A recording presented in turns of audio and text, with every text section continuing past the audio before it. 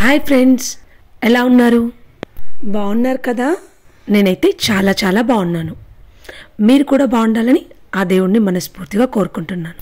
ఈ రోజుల్లో పిల్లలకి రామాయణం, మహాభారతం, భగవద్గీత లాంటి గురించి ఏమీ తెలీదు అనడం కంటే మనం వాళ్ళకి తెలిసేలాగా ఏం చెప్పట్లేదు అనడం కరెక్ట్.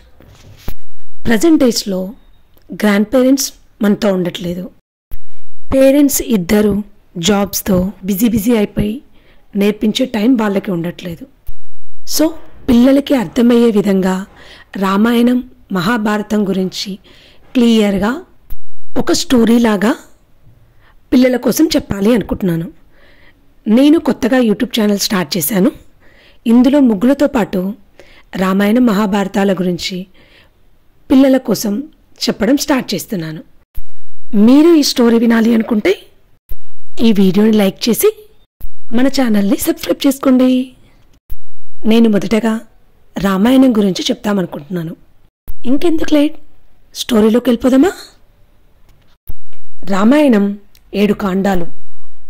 బాలకాండం, అయోధ్యకాండం, అరణ్యకాండం, కిష్కింధాకాండం, సుందరకాండం, యుద్ధకాండం, ఉత్తరాకాండం, ఇలా 7 భాగాలుగా ఉన్నాయి.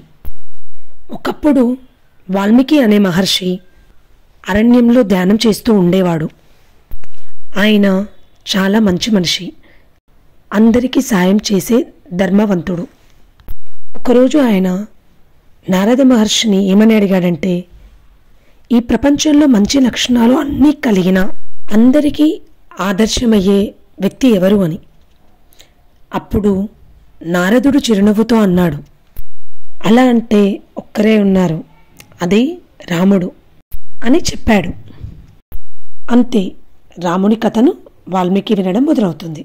ఆ కథ ఏంటి అనేది మనం నెక్స్ట్ వీడియోలో చూద్దాం. Please subscribe my channel friends.